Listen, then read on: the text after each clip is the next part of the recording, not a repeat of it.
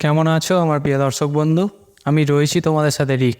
আজকে ভিডিওতে আমি তোমাদেরকে বলবো যে তোমরা তোমাদের বদ অর্থাৎ খারাপ অভ্যাসগুলোকে খুব সহজে এবং খুব তাড়াতাড়ি ত্যাগ করবে কি করে। দেখো, আমরা খারাপ অভ্যাস কখন তৈরি করি বা অটোমেটিক কিভাবে তৈরি হয়ে যায়, যখন আমাদের জীবনটা খুব স্মুথলি চলতে থাকে, যখন আমাদের মেন্টাল কোনো প্রেশার থাকে না, আমাদের শারীরিক কন্ডিশন কোনো খারাপ হয় না, তখন আমরা আমাদের জীবনে প্রচুর খারাপ অভ্যাস তৈরি করতে থাকি। যেমন অতিরিক্ত ফোন ইউজ করা, unnecessary use of phone, smartphone, বিশেষ করে সোশ্যাল মিডিয়া, সেখান থেকে তোমার কিছুই লাভ হচ্ছে না, অথচ তুমি নেশার মতো তাকে হেঁটে যাচ্ছ, নেশার মতো তাকে ইউজ করছো। দ্বিতীয় হচ্ছে আমাদের খাদ্যাভ্যাসের যে একটা বাজে অভ্যাস, অতিরিক্ত ফাস্টফুড খাওয়া, বিভিন্ন নেশাগ্রস্ত বস্তু গ্রহণ করা, লেট অবধি ঘুমানো, অতিরিক্ত চিন্তা করা, এগুলো আমাদের একটা খারাপ অভ্যাসের মধ্যে পড়ে। এগুলো সবচেয়ে আমাদের জীবনে আসার সবচেয়ে প্রধান কারণ হচ্ছে আমরা যখন কমফর্ট জোনে থাকি, আমরা যখন সবচেয়ে ভালো সময় আমাদের চলে, যখন জীবনে সমস্ত কিছু স্মুথ চলছে, কোনো কিছু জীবনে স্ট্রেস নেই, কোনো কিছু লাইফে প্রবলেমস নেই, এই অভ্যাসগুলো এমন তোমার মনের ওপর, তোমার শরীরের ওপর আঁকড়ে বসে যে তোমার খুব প্রয়োজনীয় মুহূর্তে বা খুব ডেডলি কন্ডিশনও এগুলো তুমি ছাড়তে পারো। ধরো, আমি প্রচণ্ড পরিমাণে ফোন ইউজ করি, আজকে তোমার কিছু প্রবলেম হবে না বা আজকে আমার কিছু প্রবলেম হবে না, আগামী 10 বছর বাদে আমার চোখের ধরো একটা বিরাট সমস্যা, তখন আমার চোখের এমন পেন হচ্ছে, তাই ডাক্তার বলল যে তোমার চোখের যে ভিজুয়ালসটা, যেটার জন্য তুমি দেখতে পাও, যে নার্ভাস সিস্টেমটার জন্য তুমি দেখতে পাও, সেই নার্ভাস সিস্টেমটা ঠিকঠাক কাজ করছে না। তুমি যদি গত 6 মাসের মধ্যে ফোন না ছাড়তে পারো, তাহলে তুমি হয়তো 6 মাস বাদ থেকে চোখে তাও দেখতে পাবে না, দুটো চোখেই দেখতে পাবে না।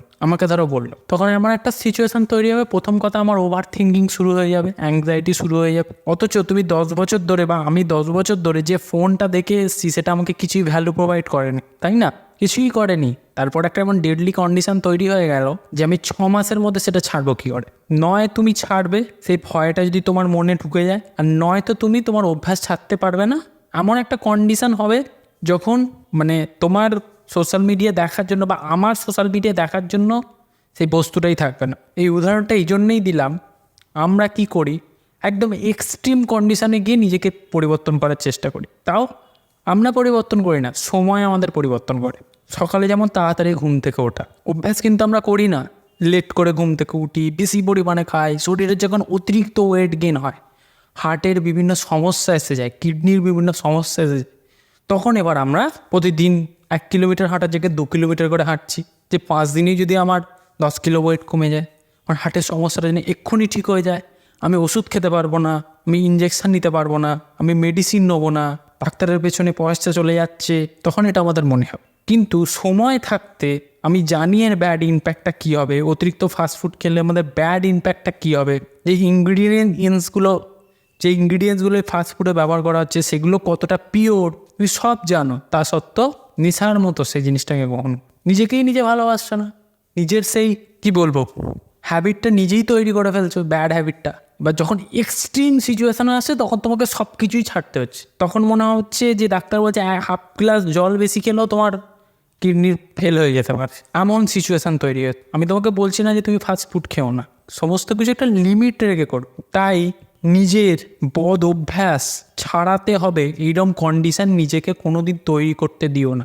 সময় থাকতে সেগুলোকে কিন্তু তৈরি করো। সকালে যদি তুমি 1 ঘন্টা আগেই ঘুম থেকে ওঠো, তোমার কিছু অসুবিধা হবে না। ফাস্টফুডটা যদি সপ্তাহে 1 দিন কম খাও, বা সপ্তাহে 1 দিন খাও, বা মাসে 1 দিন খাও, তোমার কিন্তু কোনো ক্ষতি হবে না, তোমার লাভই হবে। তুমি সোশ্যাল মিডিয়াটা যদি 4 দিন না ঘাঁটো, তোমার কিচ্ছু হবে না, তোমার লাভই হবে। তুমি দেখে নিন, তোমার সোশ্যাল মিডিয়া থেকে তোমার লাইফে কিচ্ছু ইমপ্রুভমেন্ট হচ্ছে না। যদি তুমি কিছু না পজিটিভ গ্রহণ করো, যদি কিছু না এডুকেশনাল গ্রহণ করো, যদি কিছু না ভ্যালু এডিশন করো, লাইফে কিচ্ছু লাভ হচ্ছে না, শুধু তোমার সময়টাই এড়িয়ে যাচ্ছে।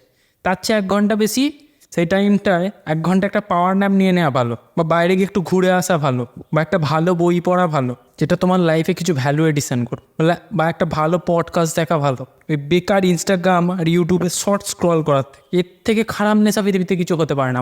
এটা এমনই একটা খারাপ, অত্যন্ত নেশাগ্রস্ত বস্তুর থেকেও এখন এই শর্টসটার রিলটা খারাপ হয়ে গেছে। 3 রাত শুধু নিজের রিগ্রেট ফিল হয় না সারা দিনের পর? 500টা রিলস দেখার পর তোমার 500টা রিলসের মধ্যে একটাও মনে থাকে যে সারাদিন আমি কী রিলস দেখলাম? যা স্টোরিতে লাইক দিয়েছো, রাত্রে শোয়ার আগে মনে পড়ে যে সে কী স্টোরি দিয়েছিল, কী লেখাটা লিখেছিল? সে স্টারবাক্সে খেতে গেছে বলে, কফি খেতে গেছে বলে তোমার তাতে কী লাভ হলো? তুমি এটা ভেবে দেখো কোনো নিজ। তুমি তোমার নিজের মধ্যে নেগেটিভিটিটাই সৃষ্টি করবে যে ও খেতে পাচ্ছে আমি পাচ্ছি না। এটা সত্যি একটু ভেবে দেখবে আর নিজের মধ্যে থেকে নিজের বদ অভ্যাসগুলো সময় থাকতে না নিয়ে আসার চেষ্টা করবে। তুমি যে জিনিসগুলোর পেছনে ছুটছো, যে জিনিসগুলো সাথে অ্যাডিকশান তৈরি করছো, সেগুলো তোমাকে কিচ্ছু দিচ্ছে না, নাথিং এলস। তুমি কিচ্ছু পাচ্ছ না ওই বিষয়গুলো থেকে।